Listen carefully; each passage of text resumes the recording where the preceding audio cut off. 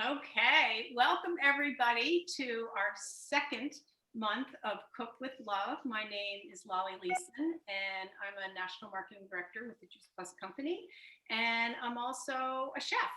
And I started my cooking career years ago after college, and I went to culinary school and taught cooking for a long time in restaurants, and I taught to kids and adults for many years. And I was humbled to learn about nutrition when I had my own kids.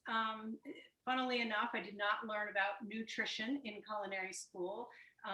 It was, a lot of butter and cream and, yummy food. So it wasn't really until I had my own kids that I could not get them to eat the fruits and vegetables that I put in front of them. And I love to cook, but I could not get my kids to eat these rainbow diet that I put in front of them. So I don't know out there, any of you have struggled with your kids getting to eat fruits and vegetables.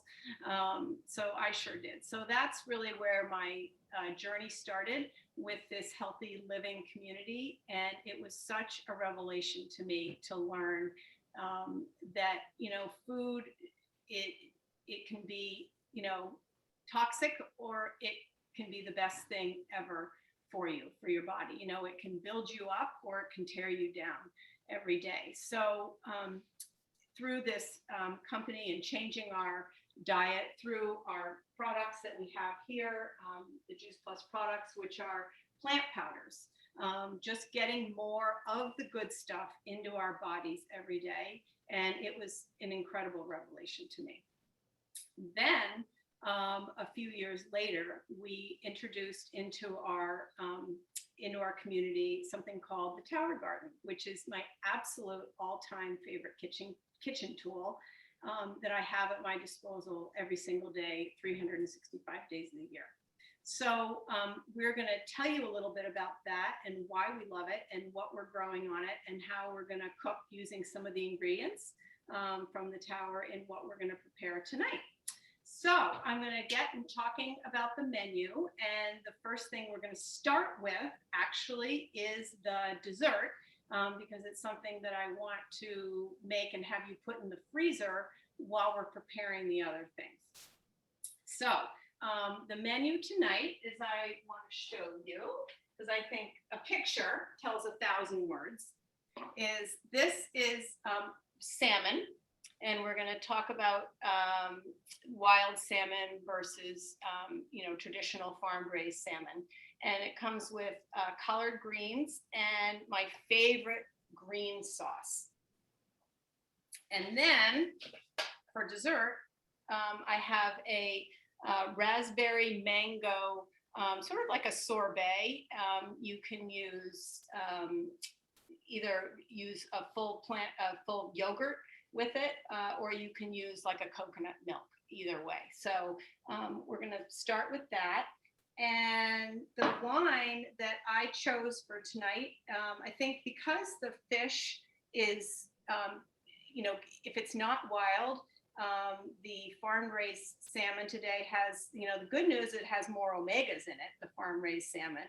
But the bad news is it does have a little bit more fat in it. So what I thought I would have just to show you for tonight, you have two options that I think that would go really well with it. And one is a Pinot Gris. I like this one from Oregon.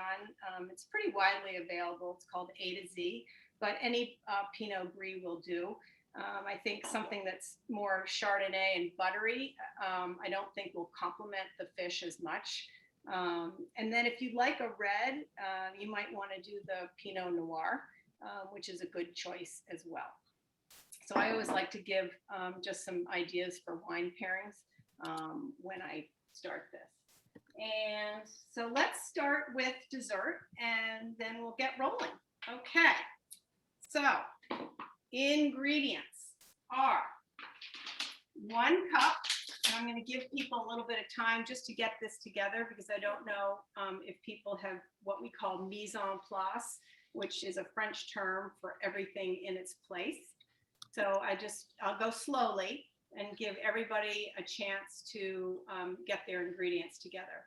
So the ingredients are 1 cup of frozen mango chunks, 1 cup of frozen raspberries, and then 1 cup of whole plain or Greek yogurt, and then the dairy-free option would be 1 cup of canned coconut milk. And I've made this recipe both ways, with the yogurt and with the coconut milk, and it's both absolutely delicious.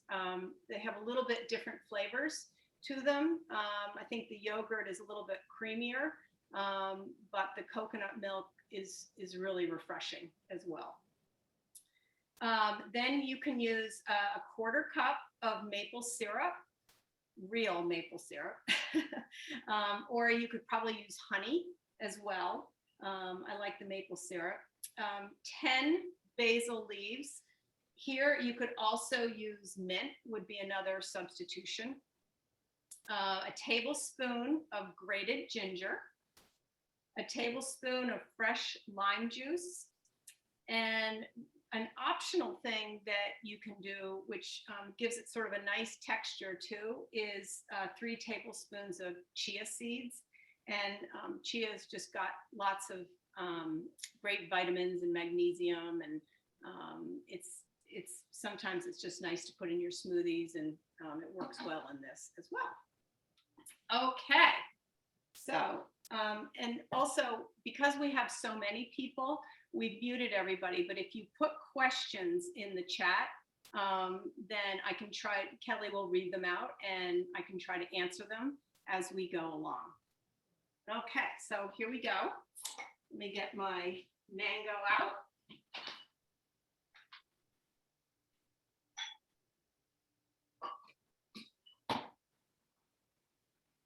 Okay.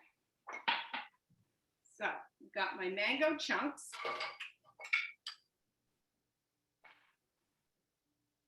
I've got a cup of frozen raspberries. And I actually had a little bit of coconut milk left over, so I'm doing a combination of the coconut milk and the Greek yogurt. This is like my no-guilt ice cream at night when I want something sweet. Okay, and a tablespoon. I'm going to show you what I like to do with how to peel ginger. And, you know, sometimes it's difficult to get in the nooks and crannies of the ginger, but if you take the back of a spoon and you literally just start peeling it away, I don't know if you can see this here, but it comes off just so beautifully. And you can get that spoon into all those nooks and crannies, and then you don't end up wasting any of the ginger. Works really, really well.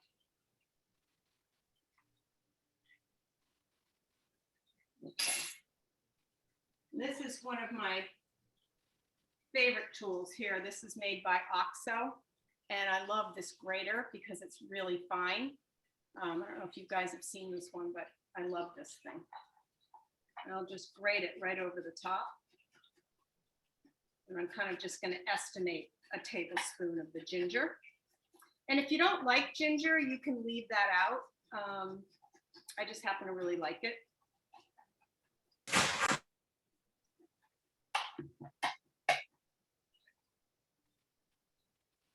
And I'm going to add a 1/4 cup of maple syrup. And I do like chia seeds, so I'm going to add a couple of teaspoons of chia seeds. Chia is a funny thing. It gets really gelatinous. I like it in my smoothies. It fills me up.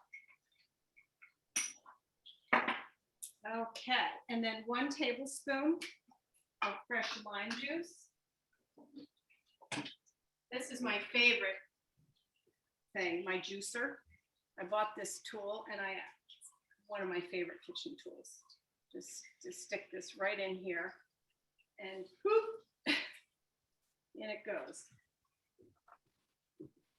Okay, so I have everything I need except the basil. So maybe my sous chef can run and get some basil for me. I have my husband's sous chef here. I'm gonna go snip some basil. Just like 10 leaves. Would be perfect.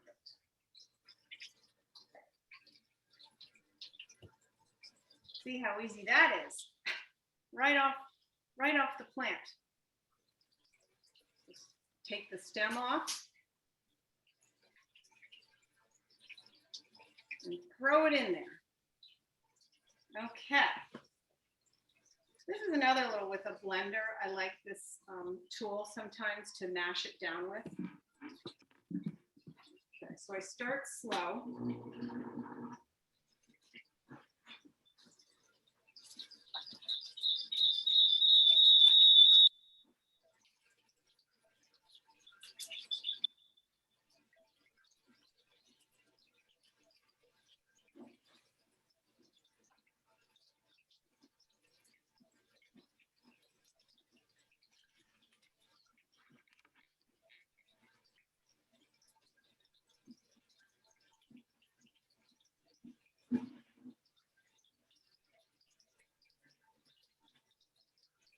Yeah, got this gorgeous pink color to it that I love.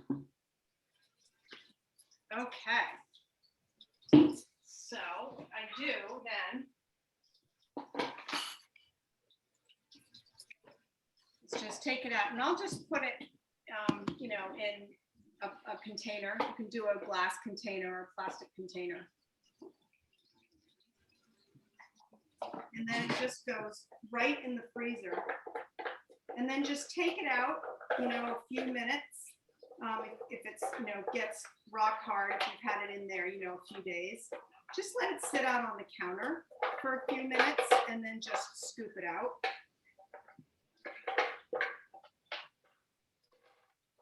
Lolli, one question is how much chia seed? The chia seed, about 3 tablespoons of chia.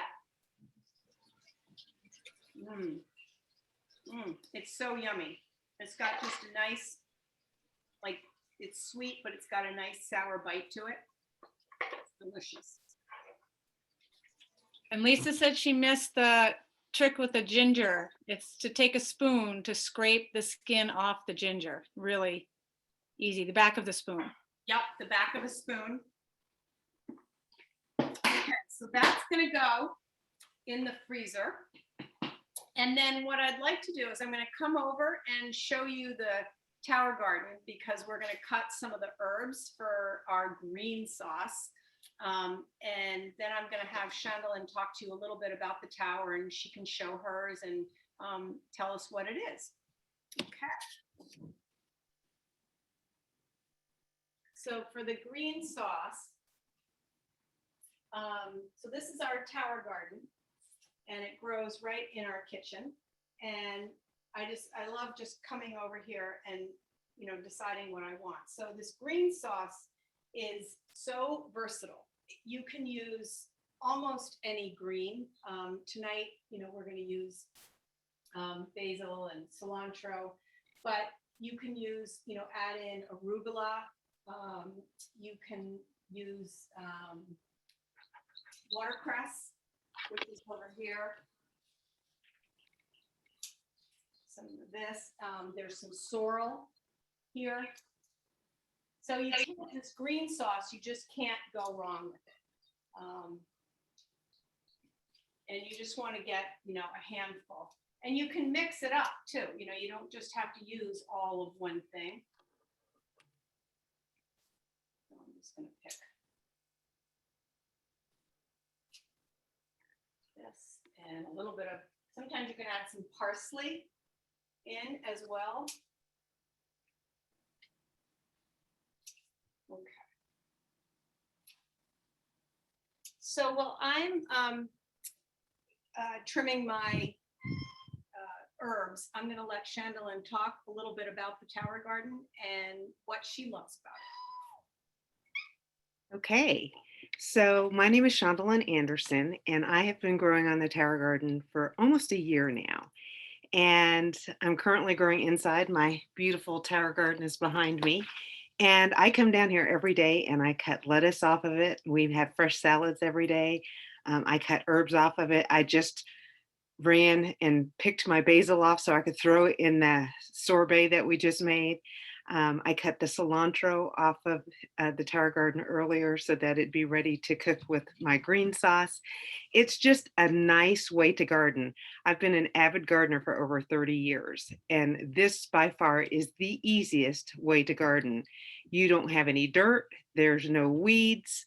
All you do is make sure that you've got water in the reservoir and make sure that you feed it the nutrients that it needs and it grows.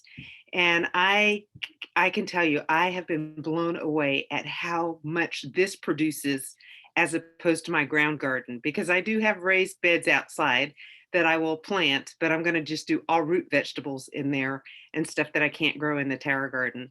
But the Tower Garden is an aeroponic system, and what it does is there's a pump in the middle and it shoots water up through the center, and then it waters the roots. So your roots are never submersed in the water like a hydroponic would be. So it's just oxygen and water that is hitting the roots. And that's what causes the plants to grow so quickly.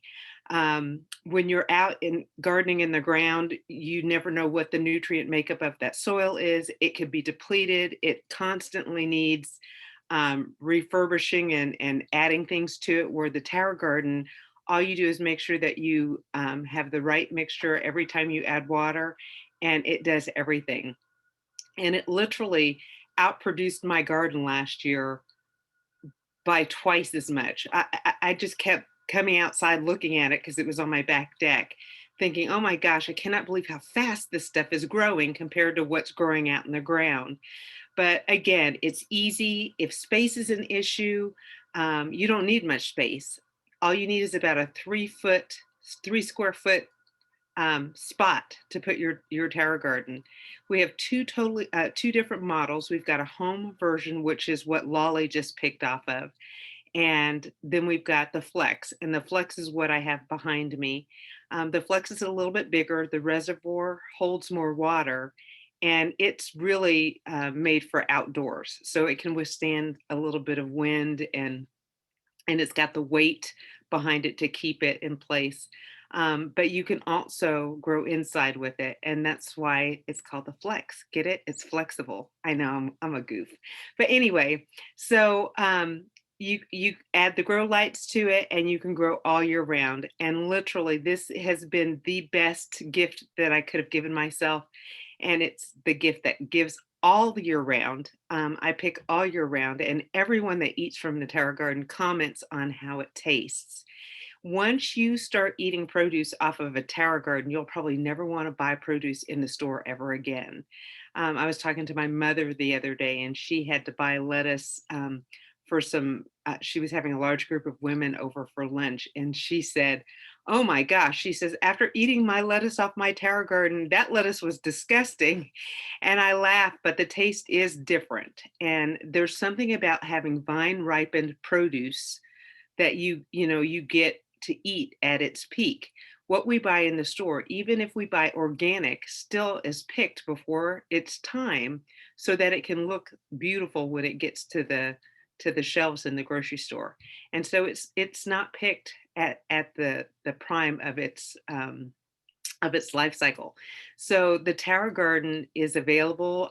If you don't have one, you can get with the person who invited you, and they can help you decide which model suits you best.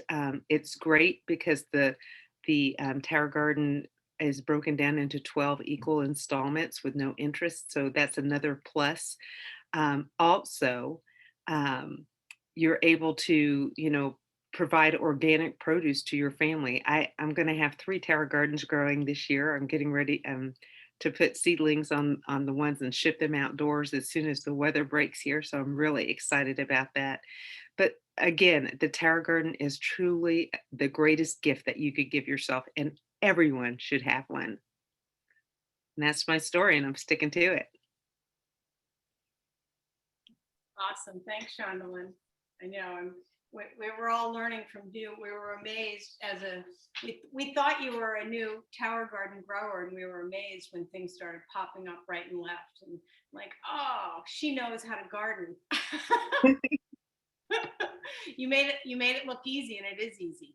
It is easy, and you don't have to even have a green thumb. You don't have to be able to grow anything. All you have to do is make sure that that reservoir has the water and the nutrients, and it grows on its own.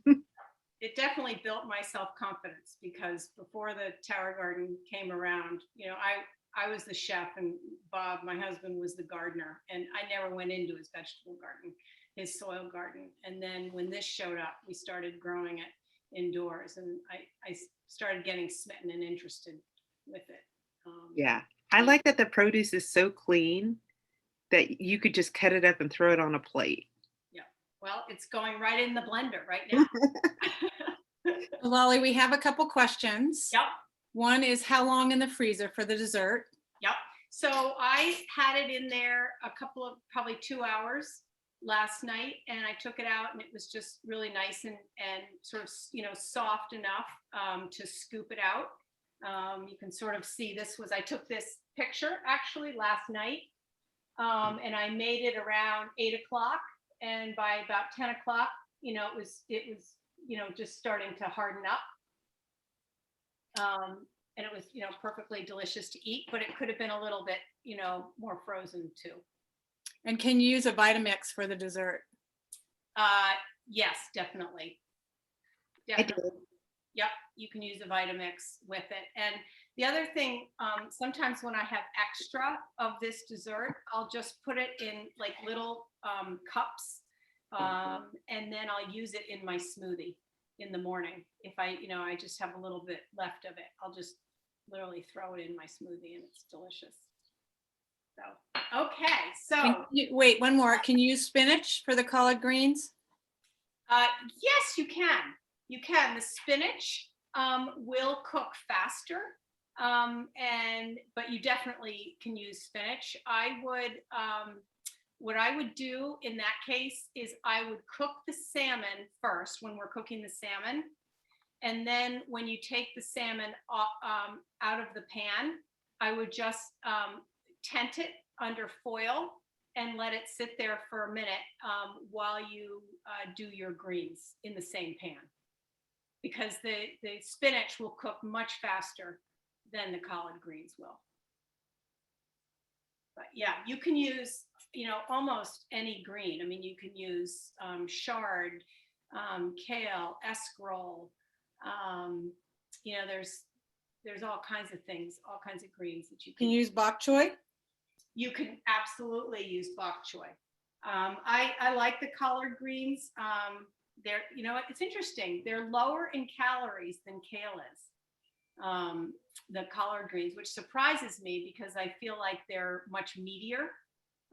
They're very filling, but kale contains more iron. Kind of interesting. Well, I can tell you the collard greens and the Swiss chard in the grocery store were disgusting. I could not even buy them. Mm. Yeah. And I have beautiful Swiss chard at home on the tower, and I was just so sad. Yeah, it's hard to get fresh things. Yeah. This time of year. But anyway, the collard greens are full of vitamins A, C, K, potassium, folate. Yeah, they're great for us. So I'm going to start the green sauce right now. So let's see. We're going to take all these greens, and if you don't have them totally, they don't have to be perfect. I mean, if you have some little bit of stems on them, that's okay. But literally just throw them right in the blender. And then we're gonna do some garlic, 1 large clove of garlic, and I'll show you how I like to do. If you can bring it here. This is how I like to deal with my garlic. I literally take the butt of my knife and I just smash it like that. And the whole thing just comes apart. So it's just so easy to peel it.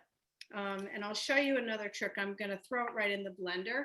But if you need to mince your garlic and really flatten it out, what I do is I take just a little bit of sea salt and I'll cut my garlic like this. But then what I'll do,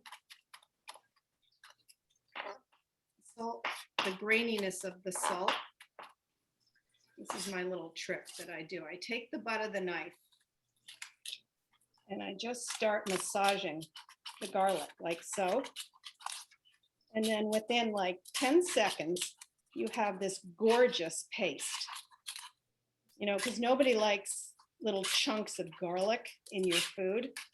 So this is a really nice way, a really easy way without using any tools. You can just use your hands and massage it with a little bit of salt. So I'm going to throw that in there.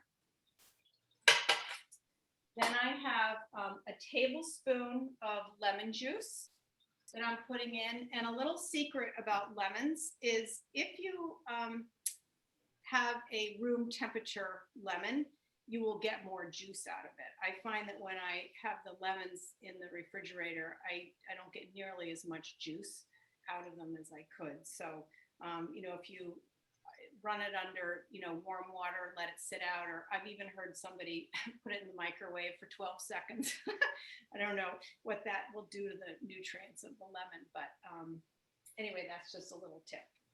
Lolli, a couple more questions. Yep. Can you use haddock instead of salmon? Yes, you can. You could definitely use haddock. Yeah, for sure. I think, you know, use whatever fish that you like. You know, if you don't like salmon and you know, haddock was fresher, I would use the freshest fish that you can find. I think that's the most important.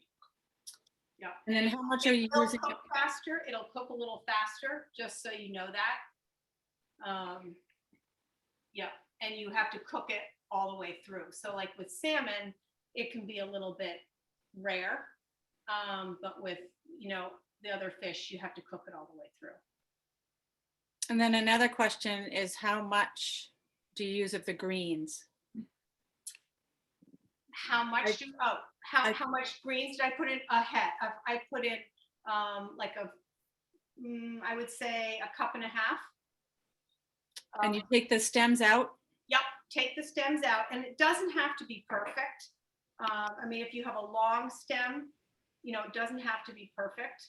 But you know, you can just, if you got herbs from the grocery store, just hack off and you know, take the ends off. But it does not. This whole thing's getting whirled up, so it doesn't have to be, you know, perfect. Just take some of the stems off. It'll be delicious. Okay, so then we're going to add 2 tablespoons of tahini, which is a sesame paste. You can also use a little bit of miso if you have miso. That's another great one to use. I like this tahini. I'm just doing 2 tablespoons in there. So I've got my garlic, my lemon, my tahini, my herbs, and then I'm going to add a 1/4 cup of water. And I've already done the salt that I did with the garlic, so I'm not going to add any more salt. I'm going to whirl it up and I'm going to taste it before I put any more salt in it. Okay, so here we go.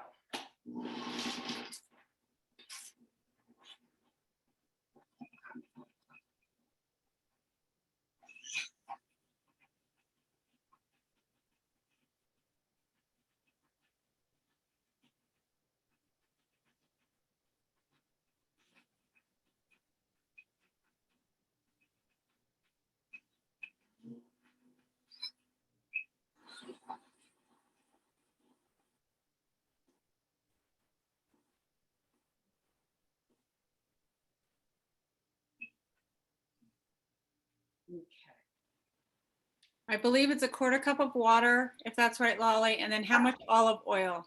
There's no olive oil. There's no oil. There's a tablespoon of lemon juice, a clove of garlic with a couple of pinches of sea salt, a 1/4 cup of water, as you said, 2 tablespoons tahini, and 1 bunch of either cilantro, basil, or parsley, or whatever green that you choose to use. And you're doing it in the blender, and I think Lisa just burnt out her NutriBullet. Oh, you could do okay, so here's a couple of other options. You could do a food processor, or there is another, I don't know if she's got one of these kind of things. This is a blender. Yeah, it's called an immersion blender, which is great as well.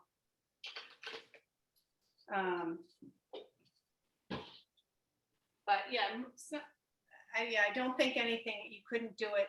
You'd have to have a Cuisinart if she's got that. Okay, so now I'm going to taste the sauce. Delicious. I'm going to put 1 more pinch of salt in there.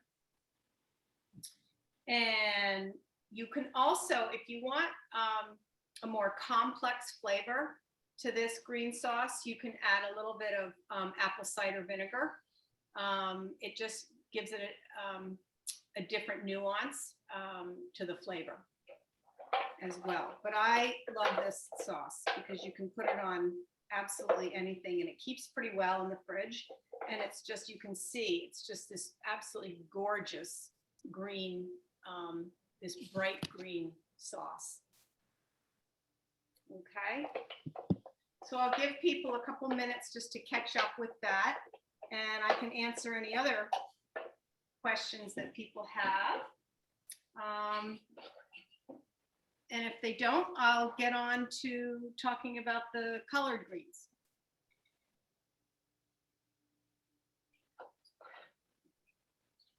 I think people needed a little bit of time. Okay, we'll For just give people questions. a couple minutes to catch up. Yep. And yes, Kirky, the sauce is thin. Yep. And if you didn't do the salt with the garlic, can you just put it in now? Yes, definitely. Yep. Yeah.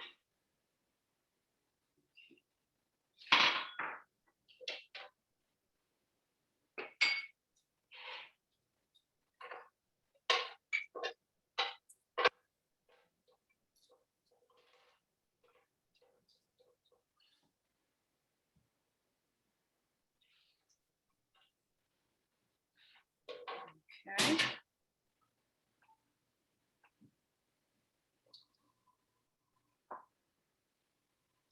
Now we're going to get to the collards.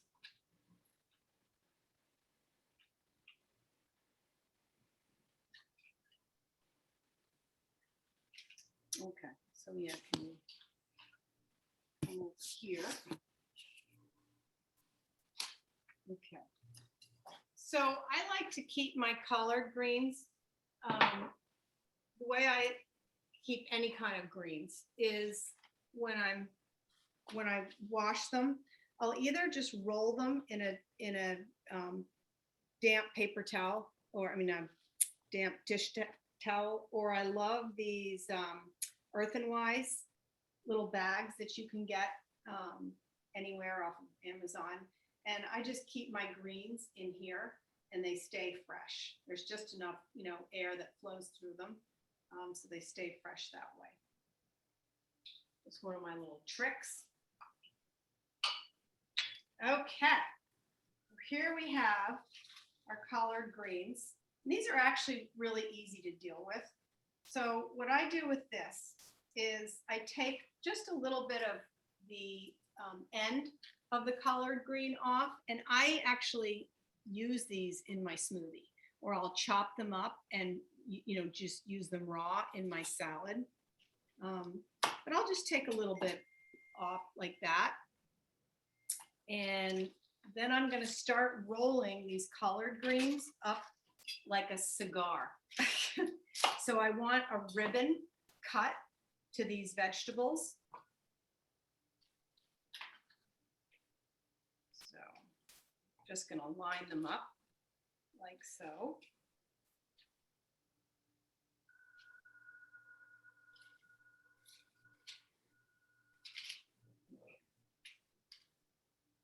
Give them a little cut there.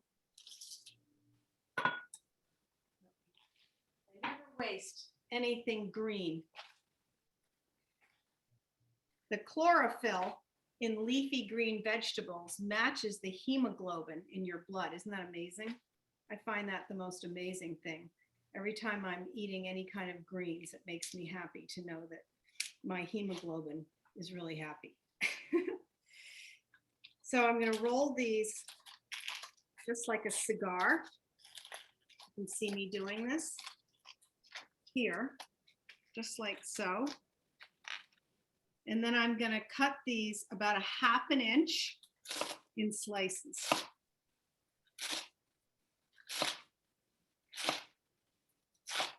Makes it really easy.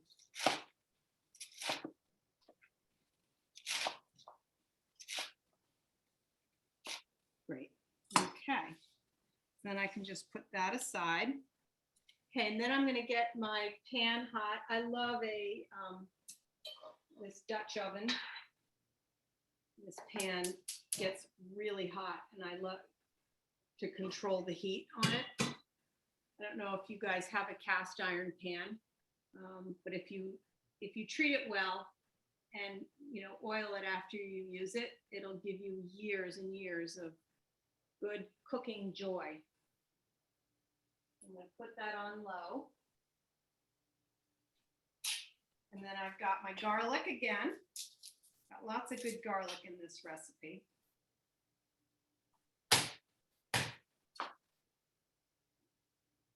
Now I'm definitely going to mince this up with the salt this time, because I don't want any chunks.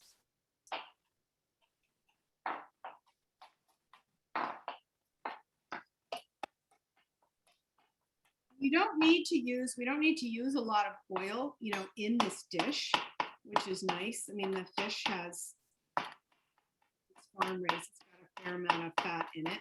So you might have to add a little if it's wild salmon.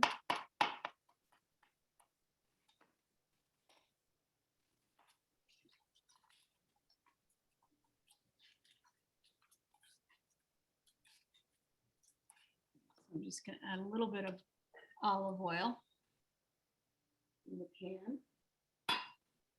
just maybe a teaspoon. Okay, and then I'm going to start cooking the garlic.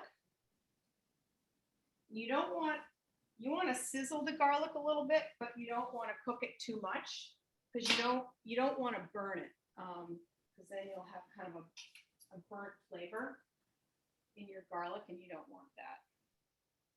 And I'm going to add a little bit of red pepper here. I love a little bit of red pepper. It's a nice little flavor to it. Turn that up. While you're cooking, Lolli, there's some questions about the price of the tower garden. Yes. The tower garden is about, with the lights all in, it's just under if it's a pay in full, it's just under $1,000 if you include the lights. If you're going to grow outside and you don't need the lights, then the cost is about $700. You can also do a payment plan, which they allow you to do. So you're growing it and eating it, while you're paying for it. It's kind of like our Juice Plus. Our capsules and chewables and our other products can come in a monthly. You pay for it monthly, kind of while you're consuming it. So I just kind of budget it, into my grocery bill. And those payments are around $60 to $80 a month for 12. Yeah. Depending on what you have.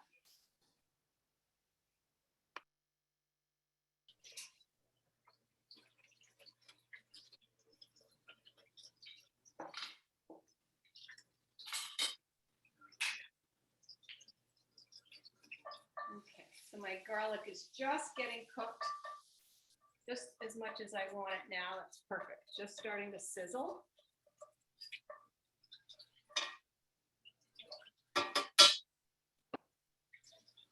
Then I'm going to add my collards.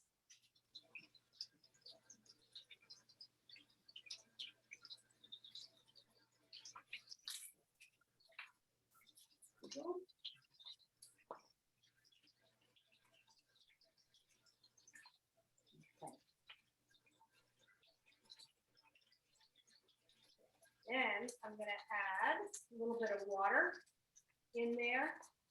See how much water we can add.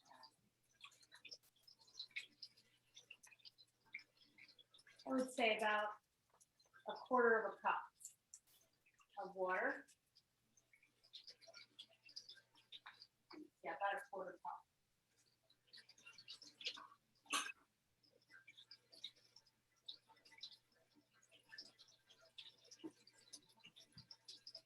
And that's just going to cook there for a few minutes.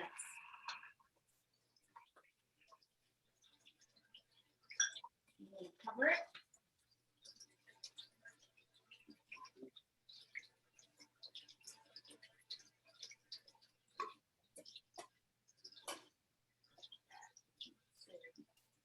Oh, and vinegar, a little bit of vinegar. I use apple cider vinegar. Can add this one at the end too. Okay, so that's just going to cook down. And then talk about the salmon. So I'm going to come over here. Thanks. So there are 3 kinds of salmon basically that you can get. You can get Atlantic, sockeye, and coho. And so there's the farm raised fish. I always try to get the Faroe Island salmon because they really treat the fish well. And you know, they don't color it. It doesn't have preservatives in it. They don't feed the fish antibiotics. So there's pluses and minuses, I think, to both of these fish. I mean, you can tell the difference. I mean, obviously this fish is wild. You can get wild, fresh salmon at only certain times of year because it comes from Alaska. So, you know, starting in May, you might be able to get wild salmon.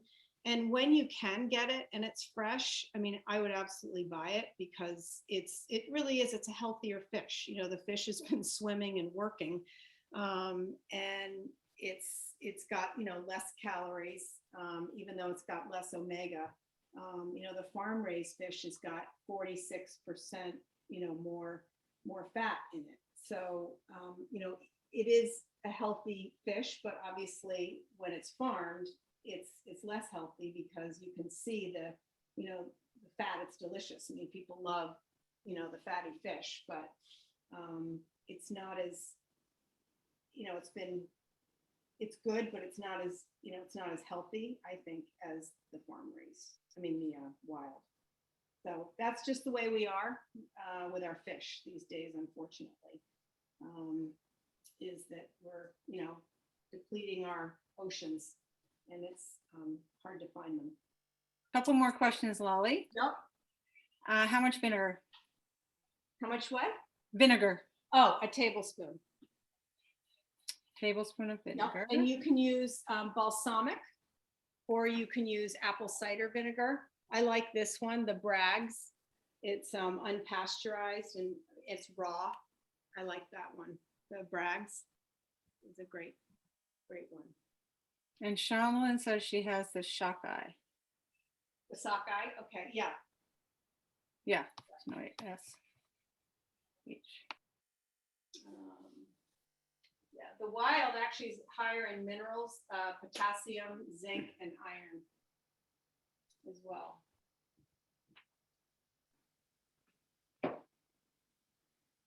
Okay, so what I'm going to do now is I'm going to salt and pepper the fish.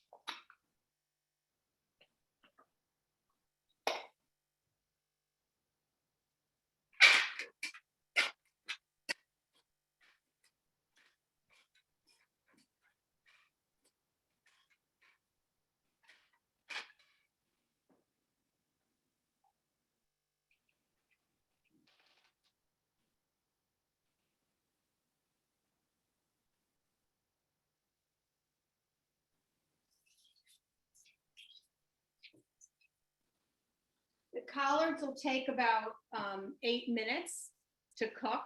And then what we're going to tell you what we're going to do is we're going to try to do this all in one pan. So we're going to part the collards around the side of the pan, and then we're going to cook the salmon right in it. So it's one pot meal, one pan meal. Ollie, I have a question about the green, the sauce. Yep. Mine's not very liquidy. It's, you can add, if it's not very liquidy, I'll show you what it should look like. It's right here, yeah. Here. So it should look like this. Okay, and if it doesn't? And if it doesn't, I would add more water. Okay. You can add a little bit more lemon juice, but I would just add more water really to it. And Lisa has a question. You can't unmute, hang on. Ask to unmute. I'm asking you to unmute. Can you unmute now?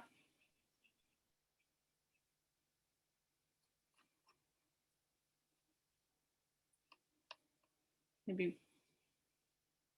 Is the recipe available? Yeah, it's not. She can't hear very well, but the recipe is on the Eventbrite link. You printed it out? You know what I'll do? When, after the, whoever, registered for it, I will send the recipe in the follow-up email to the attendees. After the class, I will send all of the recipes after the class. Yeah, I don't have it now.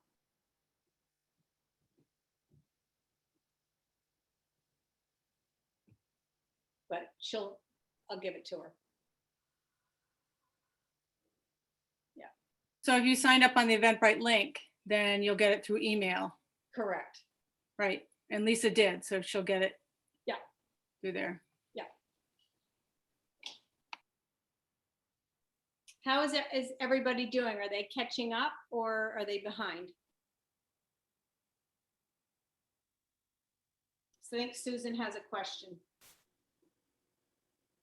about the pan.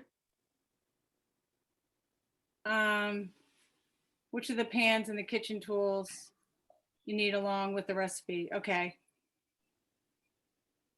She said it would be great to add which pan you should be using. She's behind. Okay, so if you have a large saute pan, that's what you need. If she has like a, 12 to 14 inch, whatever's the biggest one that she has.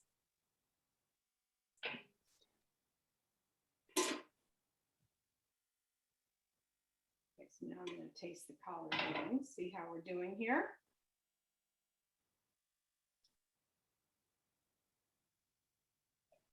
They need to cook a little longer. I'm going to turn my heat up.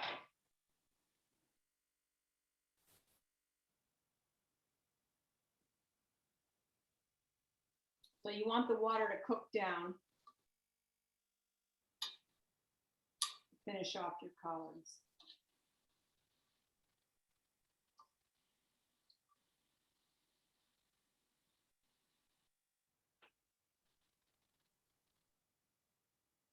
Okay. We just have to be patient for a couple minutes.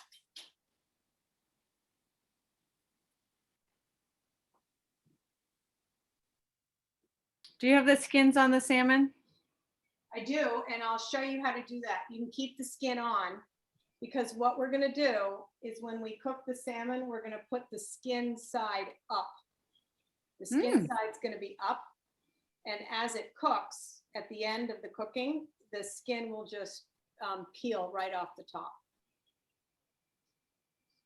So I wouldn't bother taking it off.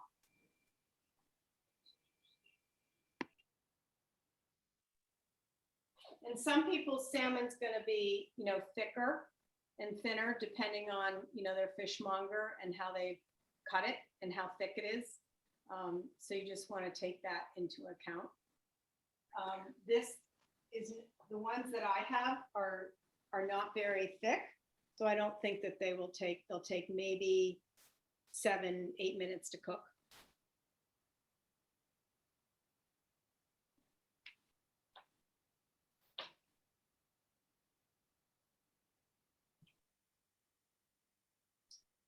Okay.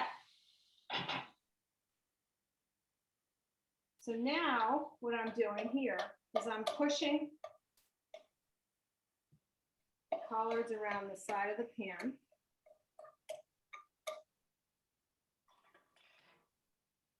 And I want to mostly have the heat on the center portion of the pan. So now what I'm going to do is I'm going to move it over to a smaller burner so that I'm getting more of the heat in the middle.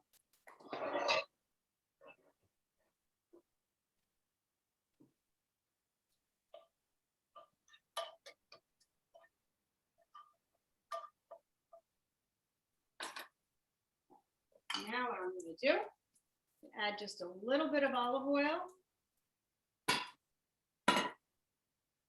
Get it nice and hot.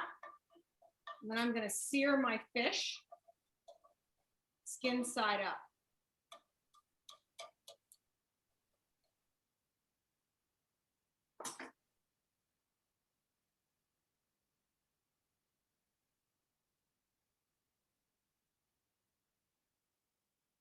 I'm doing kind of one of each of these just for fun, because I want to compare the farm raised to the wild.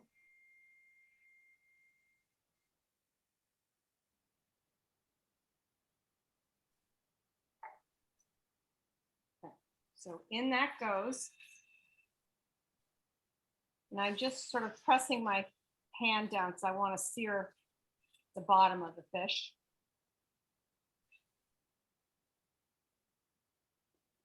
And then once it has a nice sear, I'm going to turn the heat down to medium low.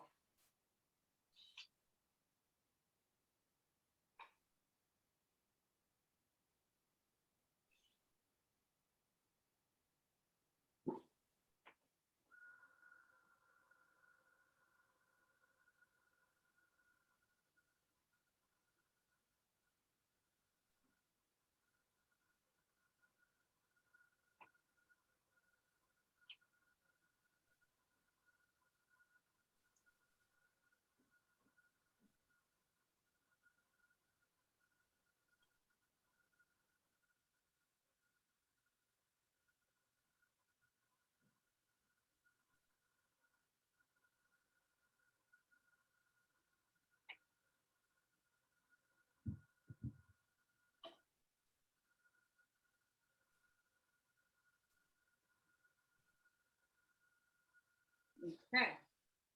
Now I'm just going to turn that down and just let that cook.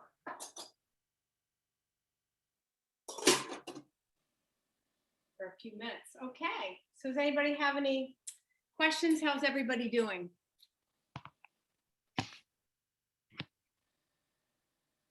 Ready to drink yet?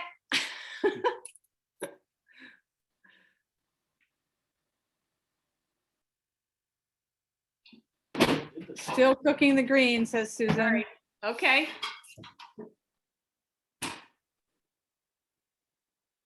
Should we cover the salmon? It's in the bottom drawer.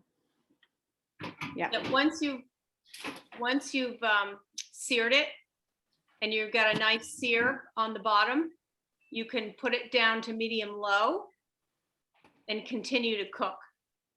the greens and the salmon. Amy says it smells good. Mm-hmm. What's your favorite salt? Ah, I do have a favorite salt right here. This Malden sea salt flakes is absolutely delicious. It comes in a box and I absolutely love it. It's sort of used as a finishing salt, but I use it for everything. I absolutely love it. I've got a secret about this salt. I have the best way I know that I've ever had to cook a roast chicken is to take 2 tablespoons of this sea salt and put it in a bag with buttermilk, with a quart of buttermilk, and stick the full chicken in the buttermilk and let it sit in the fridge for a day or 2. And then take it out and just roast the chicken. And it gets golden brown and it's moist and it's got just the right flavoring from the salt. And it is absolutely delicious. And it is 2 ingredients, salt and buttermilk. You can do it with chicken pieces too. You would, do it as baked chicken, whereas if you were roasting a full chicken, you'd put it on roast on the oven. But if you like roast chicken or baked chicken, it's a great way to serve it. So that's my secret about Malden salt. So Laura Bucks wants that recipe too. Okay. And Sue Finney wants to know when she can come for dinner. Yeah. And Mona wants to know how you order the Tower Garden. So Mona, whoever invited you, you would want to ask them for their website.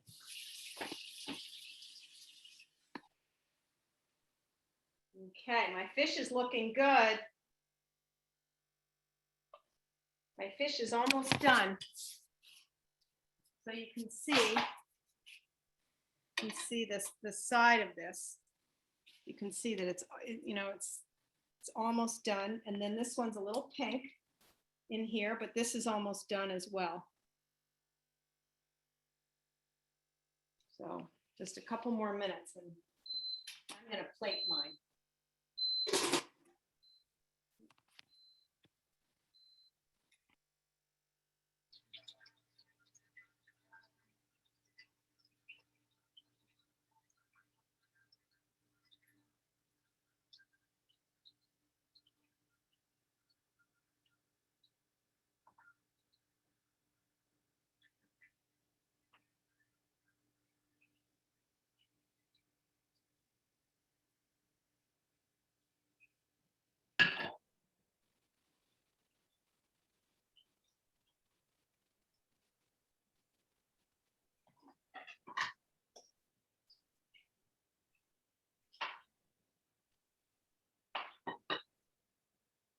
We have a question about the heat for the fish. Yes. What I do is put it on medium high for just to sear the fish just for a minute. And then I would put it on medium low to cook it. Because you don't want to cook the fish on too high a heat.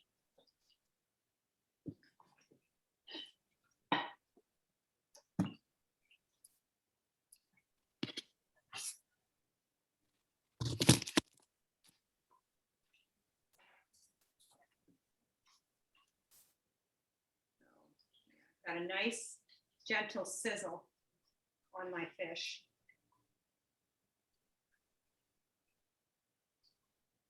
You guys know, I don't know if you know how to tell when meat is rare or medium rare or well done. I think this is a great test. If you take your hand, your fist, and you just gently hold it and you push against your hand like this, that's rare. That's rare meat. If you make a little bit harder fist, that's medium rare. And if you make a tight fist, that's well done. That's a way that you can judge meat and how well it's cooked. So this is rare to medium rare right now that I'm seeing. And I'm going to take the wild off because that cooks faster than the fish, the farmed raised, which has got a higher fat content to it.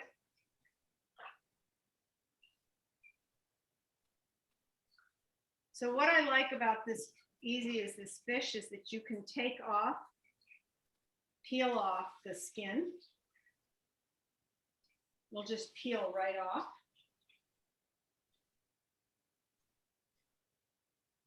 When it's done.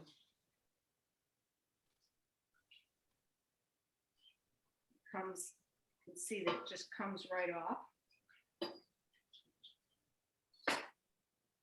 So if you have a cat or a dog, they love the skin.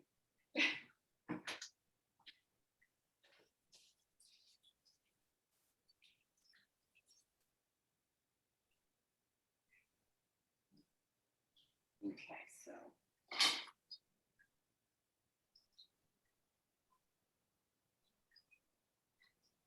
Checking line. Yep, just another couple minutes and it'll be done.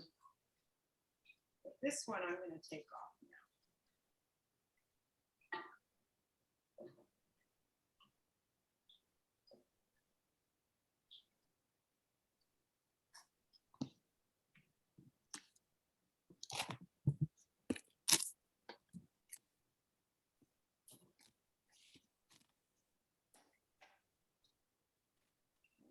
Just going to turn it over like that. And then you can put your green sauce on top if you want, or you can just lay the green sauce on the side.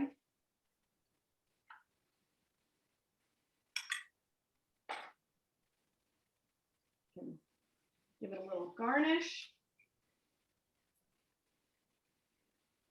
And I like to do a little lemon slice. And there you have it. So that is the finished product, is what it's supposed to look like. Mine doesn't quite look like that right now. Well, you're flying the plane.